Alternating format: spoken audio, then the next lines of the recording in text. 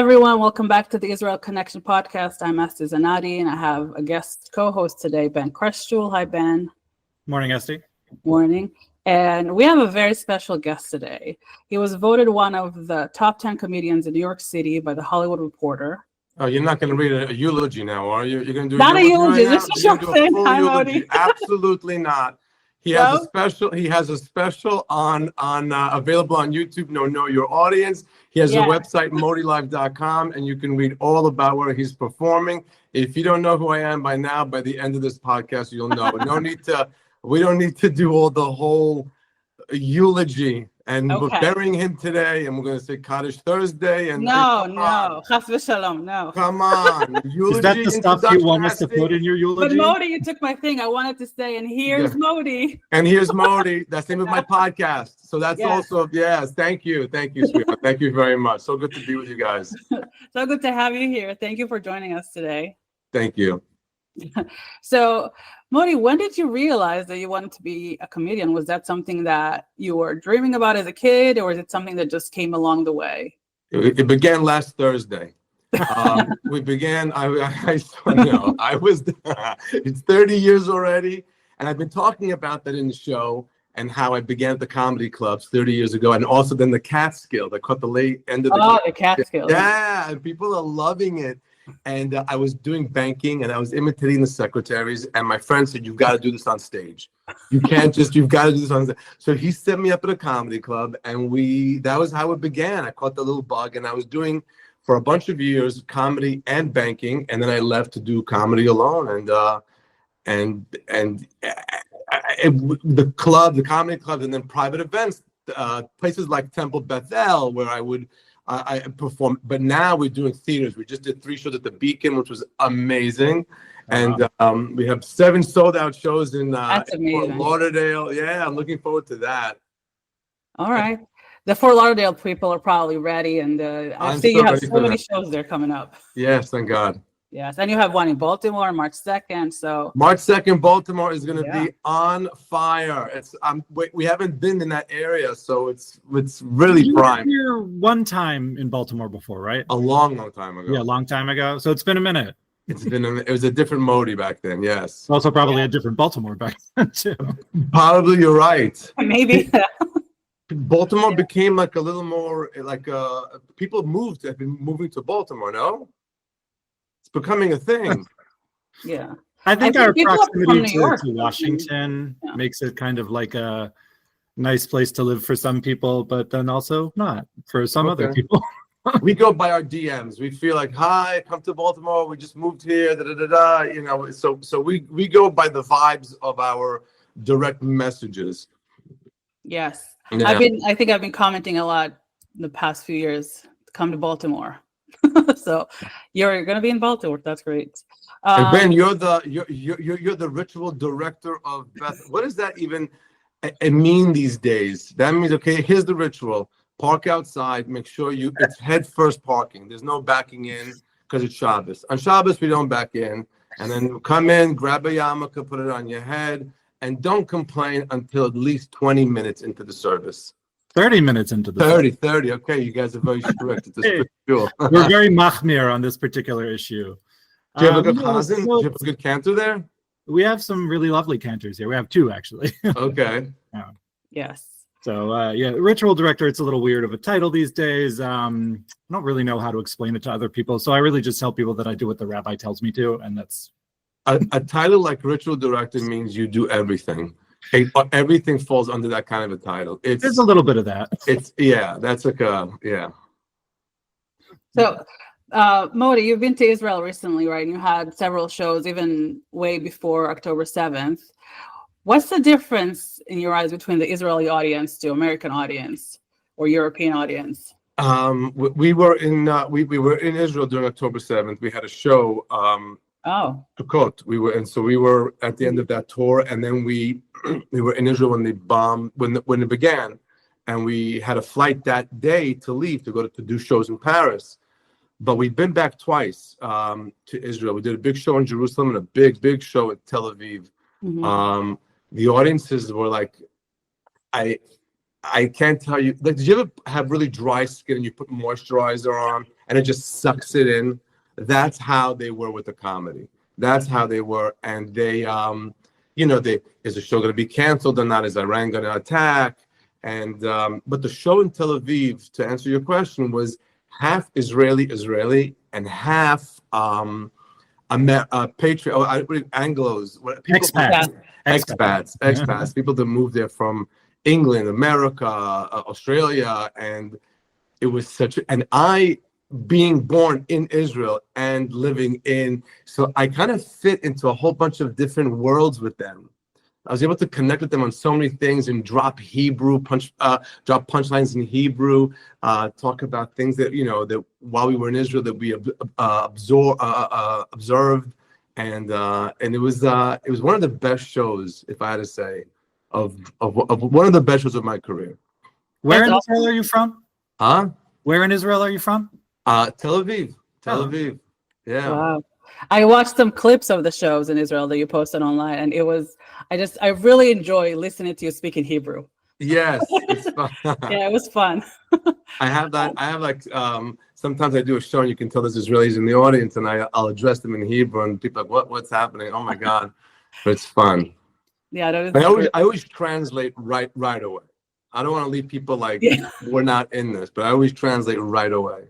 Did you ever do like a show like fully just 100% Hebrew? I did 2 shows a long time ago. It was very hard. I don't know if I would do it now, but I might have to. I don't know. So that would be great. I think it'd be fun. Yeah, it'd be a fun thing to do. Yeah, that would be good. So, so you were there like also before October 7th. You were there like previously, right, in previous years. Yeah. Israel is a hub of fans, and I would tour many times. I toured with an organization called the Kobe Mandel Foundation. And they would organize the tour, and we sometimes 7 different cities. It was really great. They were just, beautiful theaters, and they were so organized, and it was going for such an amazing foundation or organization. What they do is they help kids who've been who've lost somebody through a terror attack. Their own son, Kobe Mandel, was killed, and it was just but they've really made from something so sad something so amazing, and now we go there with we did the Echala Tarbut, which is the Brachman Center, the orchestra, place in Tel Aviv, and then Jerusalem Theater, which is stunning. It's so beautiful. And it's just I'm looking forward to going back there. We're working on the European Israeli touring now. That's great. Have you been back to Europe since October 7th? Yes. Has it been weird? It's a strange dynamic. So we've done shows in Berlin, Düsseldorf, Vienna, Amsterdam. Crazy that we're in these places. London's a little different, but the other places, they're just in shock that there's someone on stage screaming, "I'm a Jew, I'm proud. Here's this and that. We donate hospitals." They're like, because they're very still quiet. Vienna has 10,000 Jews. Used to have over 250,000 Jews before the war. Yeah. Now it's a tight little knit community, but they're very quiet. And there's everywhere you go in Vienna, there's little pro-Palestine protests or just car parades, impromptu ones. So it's kind of scary. And Berlin is like, wow, to do a show in Berlin is so amazing. And do a show in Frankfurt's a beautiful Jewish community there. And they're just so happy to see somebody yelling that they're Jewish. It's great. Yeah, I think that's what a lot of the Jewish communities all around the world need these days. It's really, because you said it's scary, and you see some of these things on the news or whatever, and to have someone like you to proudly express Jewish identity, I think is a really beautiful thing. Thank you very much. Yeah, but I feel it. You can feel you coming to a community. Even just now, we were in Houston and Austin. Even though we were in theaters, you can tell like it's the community. And it's allies. People bring their friends. Yeah. I always say, be the friend that brings the friends to the comedy show, and people do it. They get a bunch of tickets and they bring their friends who aren't Jewish. Like, come see this Jewish comedian. And then the ones like, "Hi, I know you're Jewish. I bought tickets to this comedian. Maybe you should come with me. And they're bringing the Jewish, and like, I never heard of him. Oh my God, it's great. And so it's full on Mashiach energy. Have So you do you had have to, like, any? explain the jokes to the non-Jews? Like what? Because I know a lot of your material is, focused on Jewish, terms, Jewish things. Do you have to explain things to them? Well, if you saw my last special, Know Your Audience, I almost do the entire show to a non-Jewish audience. I'm explaining the entire show to him. And now, the show now is a lot less Jewish. Okay, no, let me get that. It's a lot less specific. It's not that it's Sephardic. It's just more. It's more me and my life, my life and observational stuff, and so it's not that Jewish. The first thing I put out there just for the Jews. Here you go. Here's all your material. Enjoy it. This one is a little more Goyish friendly, I'm going to say. Well, I think you still see the world probably through a Jewish lens. So even if it's not explicitly Jewish, I think Judaism still probably colors a lot of what you do, no? 100%. And, people told me, like, you're the next Jackie Mason. And I always think Jackie Mason, always like you had the view of the world through Jewish eyes. But, those eyes have changed. The world now, it's not an older guy going, I don't know, with an accent. It's someone who's Israeli, someone who's American, someone who's in New York, or someone who's gay, it's a bunch of things. Jews now, someone who's proud. It's like we have a country, we have an army, we have, it's this pride. Yeah. So, Modi, why was it so important to you to go to Israel, particularly now during the war and after October 7th, with everything that's been going on over there? It's the tour now. It's called Pause for Laughter. And if any place in the world needs that pause, just to stop looking at your phone for a second. The news in Israel is nonstop. It's just, and you're waiting for names, and you're waiting for hostages, and you're waiting for the Knesset to announce whatever they're going to do, and you need that breath, and it really, that's what the comedy show is. It just gives you a breath of just like and Israel needs it a lot. I'm doing a show in California also, in LA. We're there in March 20th. And like after what they're going through with the fires, they're going to need also a moment to just like, And Baltimore, you guys are also, Baltimore always needs it. Baltimore is so Jewish pride. There's such Jewish pride there. So you guys are all day long on all of the websites and all of the pages, and Stand With Israel, and then Help Israel, and Jewish News, and you've got to take a minute. You've got to pause for laughter, and if you especially if you see a friend of yours who's fully committed and can't stop talking about it, say, I bought 2 tickets to a comedy show. Come with us. You need it. It's good. It'll help you calm down, help you regroup your head, give you, we sing Hatikva at the end of the show. Everybody loves it, and it's just like refocuses the whole room. So I'm really looking forward to the Baltimore show. Yeah. So you said Mashiach energy, and that's like your catchphrase, I guess, or your motto in life, has Mashiach energy. So who in your eyes are like 3 well-known people that you would say have Mashiach energy? The Lubavitcher Rebbe was the embodiment of Mashiach energy. Because many people think he's actually the Mashiach. But I don't know if you ever met him, but if you stood in front of him, you felt it. It was an aura that you can't imagine. And everything he did was helping other people.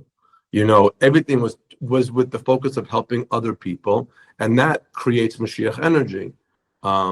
Another person is recently passed away. My Rebbe, my rabbi, my friend, my adoptive father, Rabbi Gross from Kreshtool, who I traveled with him to the gravesite of his great grandfather in Hungary. And he was an embodiment of Mashiach energy. He was always praying for people, raising money for people. It was, a big part of like a boost in my career was from his blessings. So what's the definition for that too? Huh? Ben, go ahead. I was just going to say is a fun fact that the Mashiach is one of the 4 topics I'm forbidden from speaking with congregants about from our rabbi, who says I'm not supposed to talk about Mashiach. No. Are you kidding me? No. Well, If you knew Ben, you would I gotta know get on why. the phone with your rabbi then. I gotta get on the phone with your rabbi. He's great. I'm sure. But If you knew Ben, you would know why. I think Mashiach should be in every conversation. I Haven't you ever disagree. been talking about something and all of a sudden it shows up in your life? You're like, I remember Bob. I remember our friend Bob from really, yeah. And all of a sudden, after 20 years, you run into him, right? That's the same thing. Mashiach has to be in the conversation. And if not Mashiach, at least Mashiach energy. At least Mashiach energy. So what is like your definition of Mashiach energy? So I'm saying anything that you have to feel it. It's like Mashiach energy is somebody watching this, buying a few tickets to invite their friends to a comedy show. They just created that Mashiach energy, harmony where things get along. You know, Adoshem Echad, God is one, right? It's not somebody up there saying you're good, you're bad. It's oneness. So when people come to Bethel and they're sitting together and they're into whatever the rabbi's saying, and the rabbi should be talking about Mashiach, but that's Mashiach energy. Unity, harmony, a community coming together to laugh. That's Mashiach energy. Talking my language. Yeah. Yeah. So people are going to be in your Baltimore show on March 2nd. What can they? I hope your rabbi's coming, Ben. I hope the rabbi's coming. Maybe I'll get him a ticket. Oh yeah. Hey, yeah. Get the the rabbi. Yeah. Yeah. So what can people expect from the show other than the things we talked about already? We've been talking. What are the topics? We talk about the past tour that we just did. Really funny stuff. I talk about. Oh my God, I've been talking about colonoscopies, and I had no idea how much Jews love colonoscopies. They light up. Oh my God, I've never in my life. We also love to talk about colonoscopies. Yeah, I talk about. I do some comparison between Jewish religion and other religions, but again, commonality, fun, not like positive. Even about Muslims, I talk about how, the final goal for everybody at the end is a messianic era to live in. We're looking for Mashiach. Gentiles want Jesus to come back, and the Muslims also have a messianic figure that they're looking for, whose name, by the way, is Modi. Mahdi. Mahdi. When you Google Muslim messianic figure, Mahdi, however Mahdi, you say probably, yeah. Yeah, but which is how they pronounce my name in Israel. Mahdi. Yeah. I talk about Jewish audiences, not so much Jewish things. So Okay. so that's a fun part of it.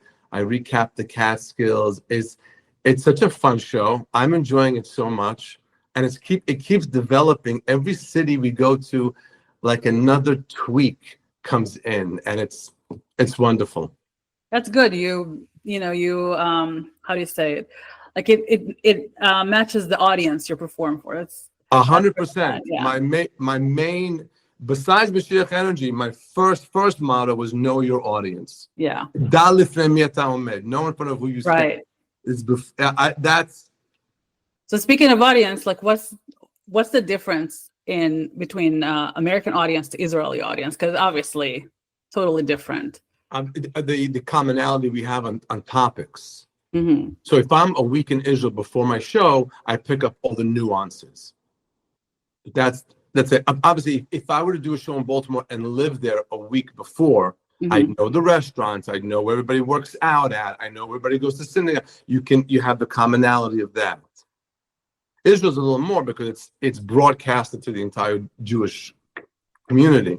Right, but the reactions from the crowd, like in Israeli versus European or American, like every crowd is different. Listen, when you're the bigger the show, the easier it is. The bigger the audience, the easier it is. We did the Charatobut and we did the Beacon show, where it's 3,000 people. So you're flooded with this laughter, and it keeps you on such a high. And then you have the Comedy Cellar, where you're in front of 110 people in a basement, you know, doing only 15 minutes with other comics on the show. It's a different energy completely. If you do a show in a theater where they came to see me, there's a little more leeway I have. If something like Bethel calls and hires me, and we do that, you know, and the show is, again, know your audience. You're standing in front of the Sefer Torah, you know, you're performing in the shul, and what's really like, I'll tell you an amazing what Mashiach energy is. We've done these shows in Reform and conservative synagogues where it's almost like the Vatican, but they never get more than 200 or 300 people, but the place seats 1,200, and we pack it in. So a Wednesday night, the rabbi walks in and there's 1,200 congregants, and he's like, huh? You know, and that's like, in the room, you feel it. I feel like Joel Osteen in that situation. Yeah. Do you have a favorite funny part of the Bible? Because I find like a lot of So my favorite, of course, is when they cross the Dead Sea, and they, you know, Moses just got them out of Egypt, out of slavery. They crossed the Dead Sea. They saw this miracle of an ocean opening and gobbling up all their enemies, and they turned to him and said, food, what about food? And what, you brought us here to die. You brought us right here to die. We could have died in Egypt. We could have died in Egypt. But like, they were looking for a buffet. They were looking for like, where are we going to eat? That's my favorite. Every time I read that, every time I'm in shul and they read that, I crack up. Yeah. I don't know why I crack up. Because it's funny. What's yours? What's your favorite? My favorite, there's a piece of text from the book of prophets, and the prophet Elisha is upset because some kids are making fun of him because he's bald. So he cries out to God and says, like, what are you going to do about this? And God sends a bear, and the bear eats the children. And I just find that very funny.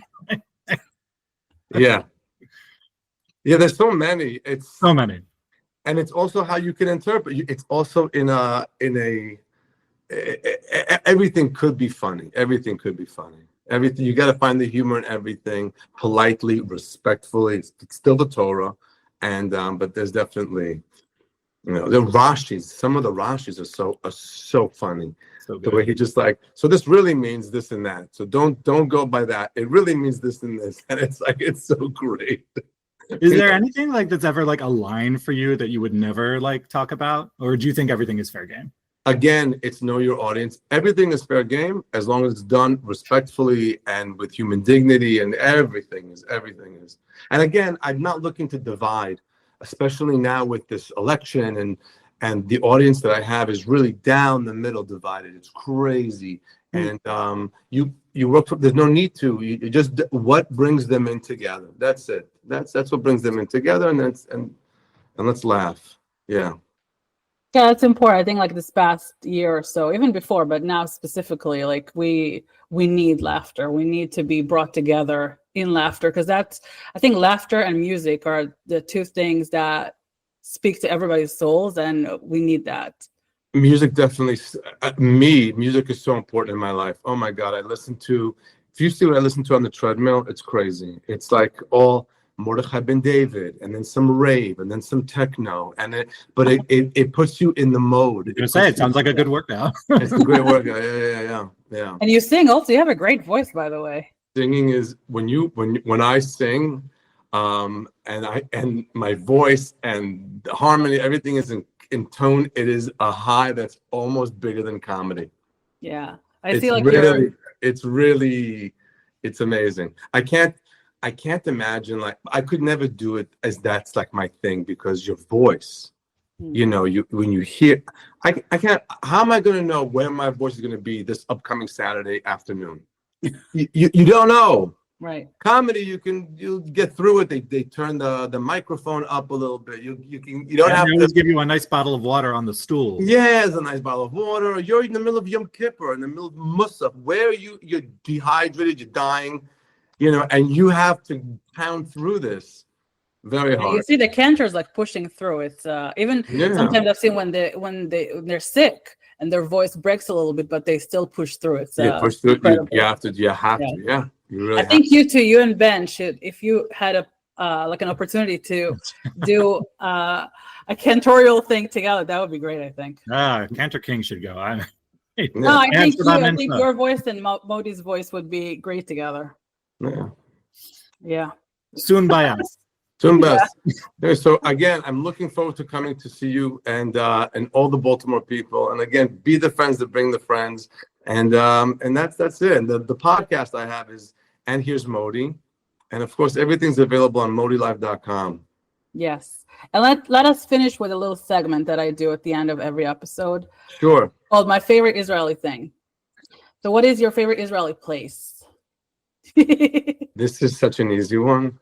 Yeah. This is such an easy one. And you're not even going to see where it's coming from. I love the easiness and the availability of Krembo in Israel. Those little things, just to be able to be walking somewhere and you pass by the little kiosk and you just walk in and you're like, no one's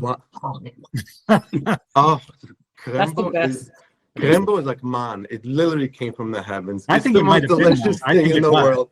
And just to be someplace where you can access it wherever you. I mean, you can access it in America too. You have to go to the kosher supermarket. You have to go to the neighborhood where everything's kosher and get it. But just to be leaving, I walked out of the gym on the way to. We were to Sheridan. There was a gym down the block, and we were there. And I'm just like coming home, and I'm like, oh wow, do I deserve this? And right down my throat. So that's it. All right. What is your favorite Israeli song? Currently, it's obviously Am Yisrael Chai by Eyal Golan, and I play that after Hatikva, and everybody's moved. I think it's like almost the next. It's almost the next. It's the next national anthem. Yeah, right now. It's more than a tikva. It's really just Yeah. Yeah. What is your favorite memory from Israel? I mean, that's an easy one too. That last show we just did in Israel. I literally couldn't sleep for 3 days after we did the Brocken Center. We literally were on such a high. It was unbelievable. Did you have a favorite fan encounter in Israel? A what? A fan encounter, like meeting a fan after the show. Oh, not after the show, but in so when you walk in television, probably in the streets. In the streets, people just roll around like, hello, Modi, lo. Oh, what? It's so from the window in the car, they're on the phone. 1 minute, Modi, yeah, lo, Shabbat Shalom. It's so they're like in America, it's more like, hi, you're Modi, right? Over there, they just yell it out. Yeah. Yeah, in Israel, they don't care. They just go to you. They love it. It's so fun. And that's way about Israel. They introduce their kids. Here, take a picture with my kid. Yes, take the pictures. Oh, they're great. Yeah. And lastly, what is your favorite Hebrew word or expression? My favorite Hebrew word or expression. What do I say the most? I'm going to say no. No. Yeah, I say that to my daughter a lot. It's for everything. It's like, no, let's go. Or like, no, I made you a dinner. Look at it. No. There's so much you can do with no. I literally text all the time, like when I know someone's going, like they had a doctor's appointment to go, I'm like, no, like what's happening? Bring me up to speed. Yeah. No. Yeah. No. That's my. Yeah, I tell my daughter every morning, no, yalla. No, yalla. Yeah. No, yalla. Yeah. Yeah. All right. Well, Modi, thank you so much for being here. And guys, don't forget to check out Modi at the Lyric Theater March 2nd. You can get your tickets at modilive.com. And thank you. It's been great talking to you today. You too. Thank you very much. Right, my love to all of Bethel, especially the rabbi. Yeah, we'll have you over one day. I'd love to meet him. Yeah. Yes. All right. All the best. Bye, guys. Until next time, guys. Thanks for listening.